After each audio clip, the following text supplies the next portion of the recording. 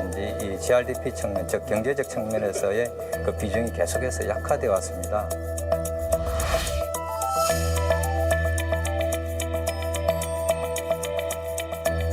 다만 전국 천대 기업의 부산 총 매출 비중이 1.2%로 나타나면서 전국 17개 지도 중 8위를 차지하면서 대한민국 제2도시 위상에는 걸맞지 않는 그런 결과였습니다.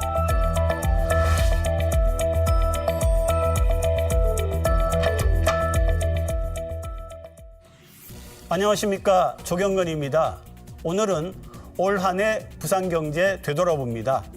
대한항공과 아시아나항공의 합병이 마무리됐습니다.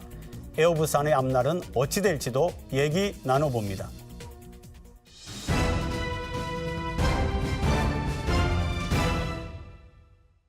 2차 탄핵소추안이 가결됐습니다.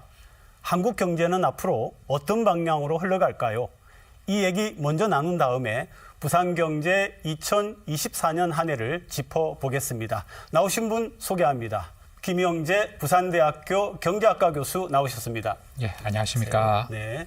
양재호 동아대학교 경영학과 교수 나오셨습니다. 네, 어서 오십시오. 두 분에게 먼저 이 질문 해야겠습니다. 자, 가결이 됐는데 한국 경제 앞으로 어떻게 되는 겁니까? 계엄과 같은 사태는 크게 정치적인 불확실성을 야기시킨 큰 사건입니다. 이는 경제학적으로 말씀드리면 예측 가능성을 낮춘 거죠. 그런데 이번에 이제 탄핵이 가결되었으므로 정치적 불확실은 어느 정도 좀 줄어들었다. 다르게 표시하면 예측 가능성을 좀 높여주었다.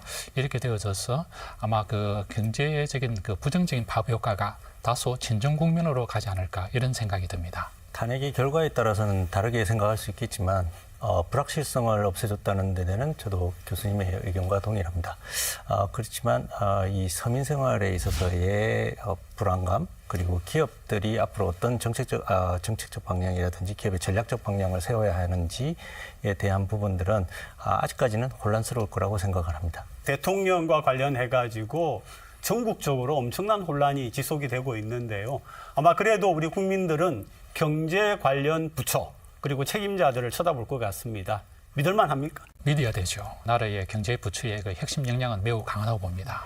그런데 문제는 이제 위에 있는 장관 이런 분들이 이제 계엄과 연루돼 있어서 그게 좀 아쉬울 수 있는데요. 그래도 우리 국민들은 우리 경제 부처를 믿고 행동해 줄 때 빨리 이렇게 회복이 되지 않을까 이런 생각을 해봅니다. 정책 결정자가 지금 비어 있다라는 문제는 좀 심각한 문제입니다만은 그 외에 정책을 수행하는 행정관료들은 아무 변동 없이 자기들의 업무를 잘 수행할 수 있을 거라고 생각을 합니다. 그게 국가 시스템이라고 저는 생각을 합니다. 네, 한 가지 더 이제 질문을 드려본다면 대통령의 존재, 거꾸로 말하면 부재, 얼마나 경제에 영향을 미치는 중요성을 가지고 있습니까? 저는 매우 중요하다고 봅니다.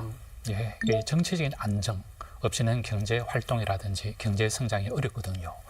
과거의 우리 경험에서도 마찬가지고 그래서 대통령이 직접적으로 경제 활동에 관여하거나 개입하지는 않지만 정치적인 안정에는 대단히 중요한 인물입니다. 그런 측면에서 하루빨리 정치적인 안정을 확보하는 게 대단히 중요하다고 봅니다. 그 대통령이 어떤 정책적 기조를 한번 설파하는가에 따라서 나라의 경제의 정책적 방향이 바뀔 수도 있다라는 것 정도는 누구나 다 아는 얘기이기 때문에요. 그래서 지금 이런 부분들은 빨리 안정된 방향으로 자리 잡을 수 있도록 되면 좋겠습니다. 2024년 부산 경제 한번 들여다보겠습니다. 먼저 실물 경제인데요. 시민들이 체감하는 물가 굉장히 많이 오르고 부담스럽거든요. 올 한 해 물가 부산 경우는 어떻다고 보십니까? 예, 부산 소비자 물가 상승률이 좋지가 않습니다. 예, 17개, 17개 도시 중에 가장 높습니다. 예, 조금 자세하게 말씀드리면요. 지난달 소비자 물가 상승률이 1.5%를 기록했는데요. 전월 물가 상승률 1.3%보다는 소폭 상승을 했고요. 전월 대비는 0.4% 하락은 했습니다. 그래서 다행히 1%대의 소비자 물가 지수가 유지는 되고 있지만 이것 역시도 굉장히 연말을 지나면서 특히 이런 전국적인 문제들 때문에 변동성이 클 거라고 생각됩니다. 한국은행이 이제 목표로 하는 물가 상승률 수치가 2% 정도니까 매우 안정적이죠. 그런데 문제는 이제 최근에 많은 분들이 경험하고 있듯이 신선 제품에 대한 물가 상승률은 의외로 높습니다. 한 몇 배가 높죠. 예, 이런 것들이 상당히 아쉬운데요. 가장 큰 이유는 여러 가지가 많이 있을 수 있는데 경제적인 이유도 있고요. 예를 들어서 중동 사태에 따른 국제 유가의 불확실성, 이것도 굉장히 중요하고, 그 다음에 이제 최근 들어서 계속해서 이제 달러가 강세를 보이게 됩니다. 그럼 원화가 약세가 되는 것이죠. 이렇게 되면은 고환율 문제로서 수입 원자재 가격이 좀 비싸지는 문제도 있고, 또 하나 마지막으로 지적해야 되는 게 기후 위기 문제 같습니다. 이 기후 위기 문제로 인해서 어떤 특별한 경우에 뭐 사과라든지 배추라든지 가격이 폭등하지 않습니까? 이런 것들이 조금 전에 말씀드린 그 신선 제품의 그 물가 상승률은 일반적인 전체적인 물가 상승률은 안정적인데 이런 것들은 특별하게 높아지고 있다. 이런 것들이 아마 주 원인이 아닌가 생각됩니다. 네, 실물 경제 이야기할 때 빠질 수 없는 게 바로 일자리 그리고 수입, 거꾸로 말하면 실업률 이런 건데요. 네. 부산 경우는 좀 어떻습니까? 최근 들어서는 제가 보건 데는 실업률보다는 고용률이 더 중요한 것 같아요. 네. 이런 고용률이 그 60%가 잘 안 됩니다. 한 58% 정도로 추정이 되고요. 그 이 수치는 OECD 평균보다도 한 10%포인트 정도 낮은 수치거든요. 그래서 산업 구조적인 영향으로 특히 이제 소상공인 자영업자가 경기에 매우 민감하지 않습니까? 그러니까 코로나 이후 지금까지 부산 경제가 회복세가 좀 낮으니까 오히려 고용 창출이 잘 안 되는 것이죠. 플러스 뭐 괜찮은 일자리, 좋은 일자리가 좀 부족하지 않습니까? 그래서 이제 청년이 좀 떠나게 되는 원인도 되는데 이와 같은 산업 구조적인 측면 때문에 그 부산 지역 전체의 고용률은 비교적 좀 낮다. 이렇게 볼 수 있겠습니다. 희망적인 내용을 한 가지 말씀드리면 동남지방통계청 조사 결과에 따르면 제조업 취업자가 9개월 연속 증가세를 보이고는 그렇습니까? 있습니다. 네, 네. 그래서 상용 근로자 수는 전년 대비 6.9% 증가한 95만 명 정도 됩니다. 그래서 이런 상황은 지속적으로 개선되고 있다라는 걸 신호는 주고는 있습니다. 그래서 부산 같은 경우는 제조업이 아직까지 제조업을 하는 그 기업들이 많으니까 제조업의 고용률이 조금 높아진다라는 것은 바람직한 현상인 것 같습니다. 지금 올 한 해 이제 가장 많이 했던 얘기가 부산의 인구 유출이 심하다. 그거는 서울과 수도권으로 일자리 찾아가기 때문이다. 이런 얘기도 있었거든요. 실제로 그렇습니다. 어떨까요? 네. 실제로 많이 생겨나고 있고요. 조금 전에 제가 이제 산업 구조를 말씀드렸었는데 괜찮은 일자리, 좋은 일자리가 좀 많아져야 되는데 그런 것들이 상대적으로 적은 것이죠. 그래서 지금 보면은 그 부산의 이제 미래 첨단 산업 비중이 매우 낮습니다. 뿐만 아니라 기술 수준이 방금 이제 교수님께서 그럼에도 불구하고 제조업 분야의 고용이 늘어난다는 것은 일부 이제 수출이 좀 좋아졌었죠. 수출이 좋았기 때문에 늘어날 수 있는데 그럼에도 불구하고 상대적으로 기술 수준이 중위 내지는 저위 수준의 비중이 좀 높습니다. 이런 걸 좀 바꾸어주는 게 조금 전에 말씀하신 것처럼 그 청년 유출이라든지 인구 감소를 좀 예방할 수 있는 방법이 아닌가 이런 생각이 듭니다. 지금 말씀하신 것 중에 이제 양질의 일자리를 찾아서 떠나는 연령층이 30대의 순유출률이 1.2%로 지난 같은 기간보다 조금 상승한 상태입니다. 네네. 그래서 이런 부분들을 본다면 이 부산에서 유출된 사람들이 다 어디로 가느냐를 예. 따지면 경기도 서울입니다. 그렇죠. 예. 거기는 어떤 기업들이 많으냐? 지금 말씀하셨던 고부가 가치.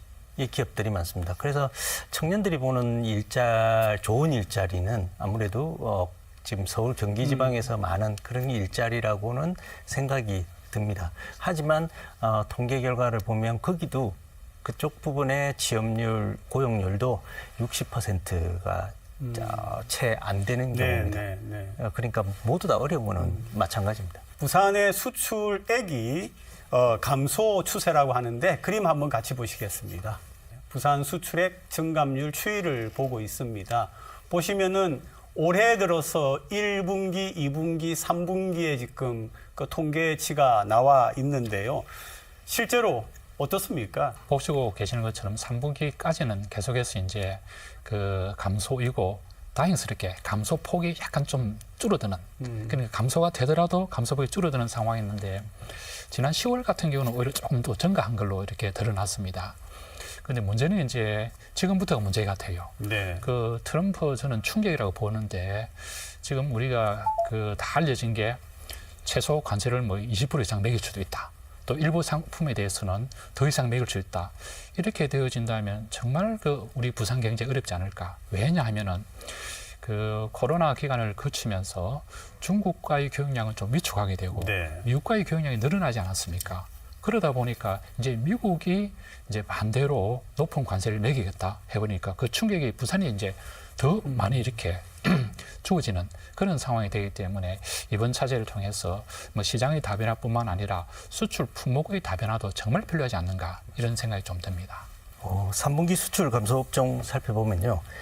선박과 금속광 수출이 63.5%, 50.6%로 급감을 네, 했습니다. 이런 부분들을 보게 되면 앞으로 교수님께서 말씀하셨던 트럼프의 정권이 들어서게 되면 더 어려워질 것으로 생각합니다. 특히 자동차, 배터리 산업은 네.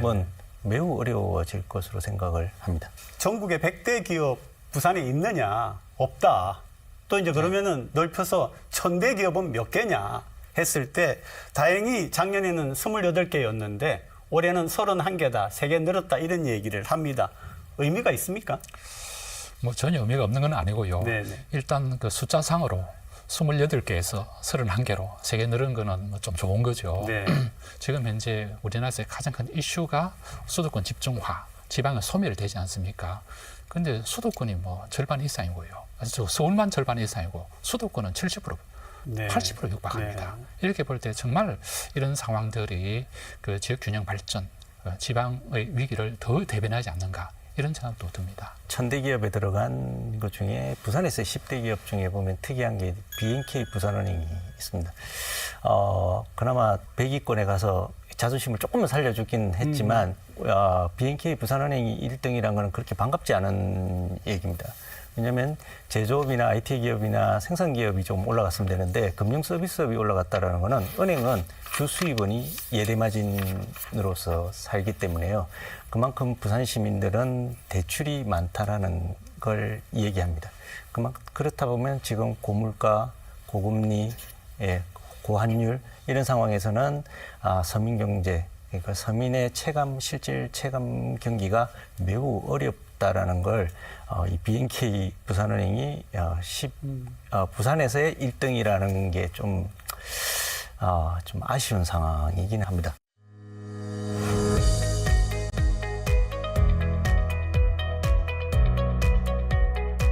어떤 주거 공간을 짓는가가 중요하지. 막무가내로 아파트를 짓는다? 이거는 조금 한번 좀 다시 생각을 해봐야 합니다.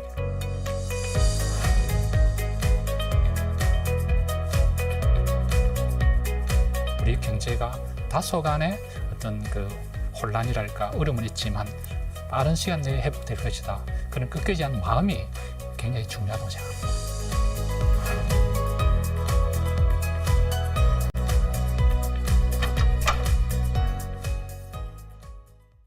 10월 4용분부터 상수도 요금이 7% 인상이 됐고요.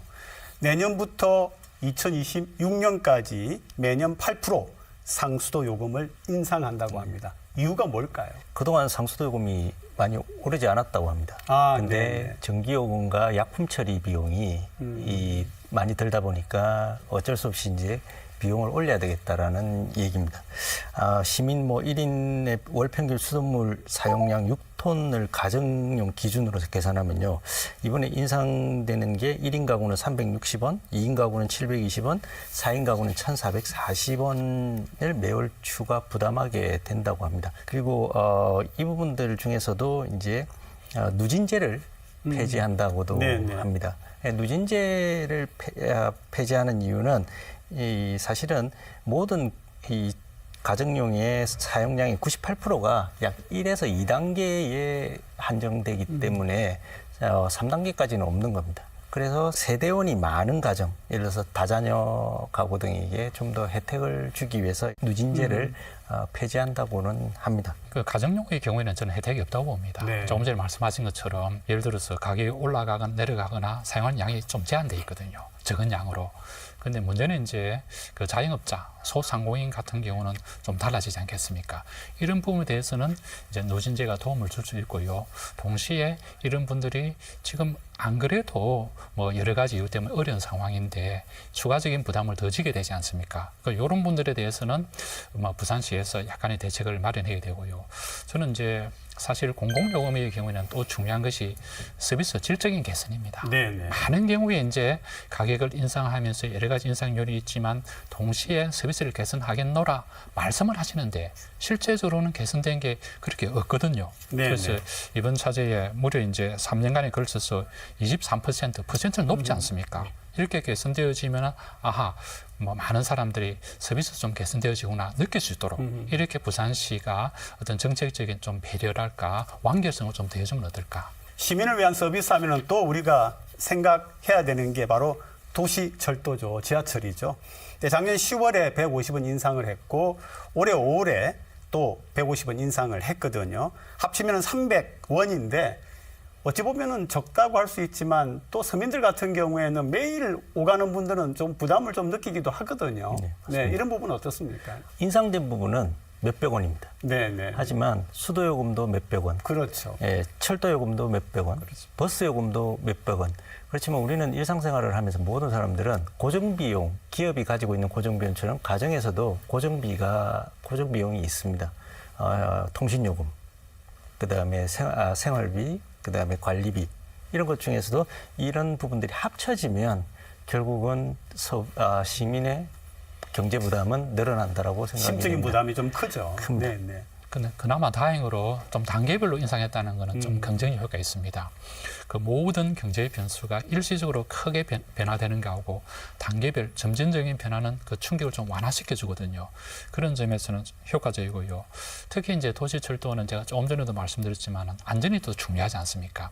이번 차제에 정말 사고가 발생하지 않고 또 우리 서민들이 이용하는데 안전하다라고 느낄 수 있도록 그와 같은 보완적인 어떤 그 대책도 동시에 수립되기를 기대해 봅니다. 외국의 그 소위 우리 말하는 유럽이나 또 미국 같은 나라에서 이런 우리 생활 물가들이 올라간다는 얘기를 별로 못 들은 것 같은데 우리는 해마다 이렇게 올라가거든요. 그 실제로 그 제가 과거의 경험을 돌이켜 보면은 인상 요인들 많습니다. 네. 여러 가지 많죠. 특히 우리나라 같은 경우는 이제 뭐 유가에 굉장히 민감하고 있고요. 그다음에 임금의 상승, 물가 상승률 등등 있는데 문제는 방금 진행자 말씀처럼 왜 이런 인상분을 소비자에게만 증가하려고 하는가? 그렇죠. 그게 문제입니다. 예, 그래서 제 생각은 이제 예를 들어 지방자치단체 부산시라든지 또는 공급업체가 있지 않습니까? 있고 소비자 있으면 좀 이런 비용을 좀 분담하는 그런 시스템도 좀 중요하지 않는가? 그래서 과거에 보면은 이제 공급업체가 경영 개선이라든지 환멸을 통해서 네, 네. 일정 부분을 흡수해라 이거지. 이런 것들이 부산시가 좀 면밀히 검토해서 부과한다면은 소비자에게 증가되는 부분을 줄일 수 있다. 이런 생각이 좀 듭니다. 예, 동백패스를 잠깐만 말씀을 드리면요. 월 4만 5천 원 이상을 이용하게 되면요. 초과 사용액 중 4만 5천 원까지는 동백전으로 환급을 네, 네, 네. 해준다는 겁니다. 그래서 이제 제가 더 자세히 좀 봤더니 얼마를 타야 내가 돌려받을 수 네. 있느냐라는 겁니다. 그래서 한 달로 생각하면 기준 29회차부터 56회차까지 이 무료로 탈송할 수 있는 효과가 생기는 겁니다. 네. 근데 이제 교수님께서 말씀해 주셨던 이런 부산시의 행정하시는 분들도 조금 생각을 해보셔야 되는 게, 어떤 사람이 과연 한 달에 40번을 탈 수 있을까라는 겁니다. 예, 출근 일수와 생각을 한다면, 그래서 일본이나 뭐 미국에처럼 패스를 만든다고 그러면 출근자용을 이용해서 네. 근거리, 원거리 이렇게 타겟을 맞춘 이런 패스들을 만든다면 훨씬 더 효과적일 수가 있을 것 같습니다. 이제는 그 문 닫는 대형마트와 백화점. 사실 그 우리 시민들이 느낄 때에 야, 부산 경제가 굉장히 어려운가? 왜 대형마트와 백화점이 문을 저렇게 다 닫지? 이렇게 하는데 제가 드리고 싶은 질문은 이렇게 이제 다 문을 닫는데 특히 그 센텀시티의 롯데백화점 하면은 부산의 대표적인 백화점 맞습니다. 중에 한 곳인데 매물로 나왔거든요. 네. 부산 시민들 소비가 줄어든 겁니까? 어떻게 된 겁니까? 그 제가 본 데는 가장 큰 이유는 사회 경제적인 그 변화라고 생각됩니다. 일단 뭐 부산의 인구 또는 전체적인 뭐 저출산 이런 인구적인 변화가 있고요. 두 번째는 이제 1인 가구가 많이 급증하고 있죠. 그 1인 가구 이런 분들이 백화점 갈까? 대형마트 갈까? 이런 생각을 해볼 수 있고요. 또 하나는 이제 소비 형태가 많이 바뀌어졌습니다. 뭐 인터넷 쇼핑이라든지 네, 요즘 네. 젊은 세대들은 모바일 쇼핑을 하지 않습니까?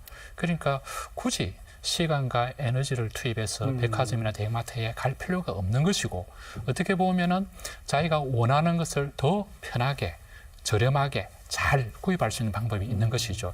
저는 이와 같은 사회 문화적인 어떤 변화가 가장 큰 이유가 아닌가 이런 생각을 해봅니다.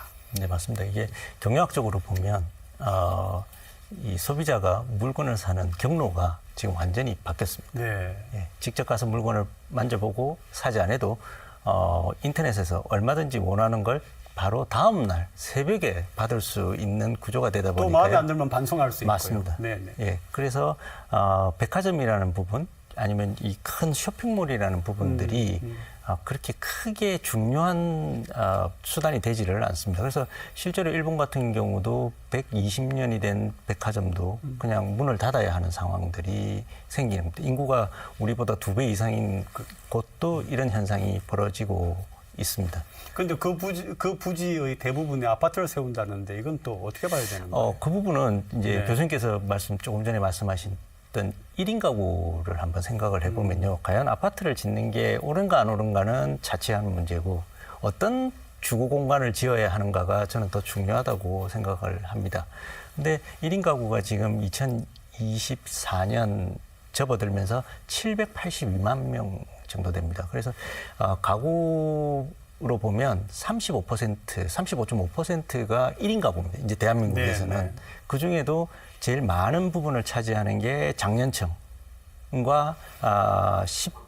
20대 이 층이 제일 많습니다. 그러면 과연 주거를 구입할 수 있는 능력이 있는 이런 층에서 과연 그 아파트를 짓는 데서 살 수 있을까라는 겁니다.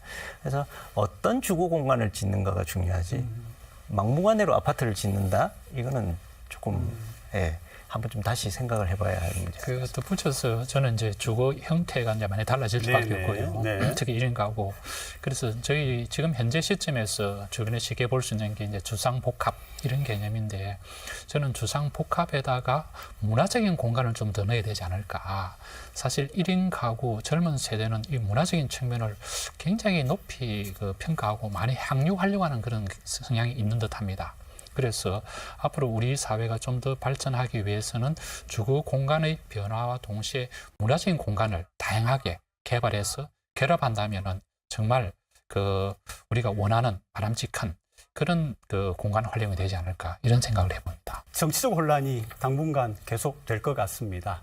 그러면은 내년의 경제, 내년의 우리 살림, 내년의 생활을 위해서 우리 시민들, 시청자분들께 어떤 말씀을 마지막으로 좀 하고 싶습니까? 지금 많이 어렵지만 국가 경제는 저는 늘 얘기하면 시스템으로서 돌아가야 한다고 생각을 합니다.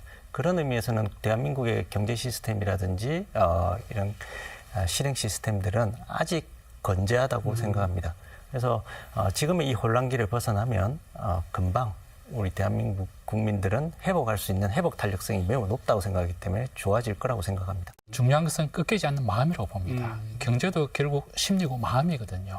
그래서 방금 우리 양 교수님 말씀처럼 우리의 경제의 기초 체질 또는 잠재력은 매우 강하고요. 그런 측면에서 회복력이 강하다고 믿고, 그래서 우리 경제가 다소간의 어떤 혼란이랄까 어려움은 있지만 빠른 시간 내에 회복될 것이다. 그런 꺾이지 않는 마음이 굉장히 중요하다고 생각합니다. 오늘도 좋은 말씀 주신 두 분 너무 고맙습니다. 네, 고맙습니다. 좋습니다.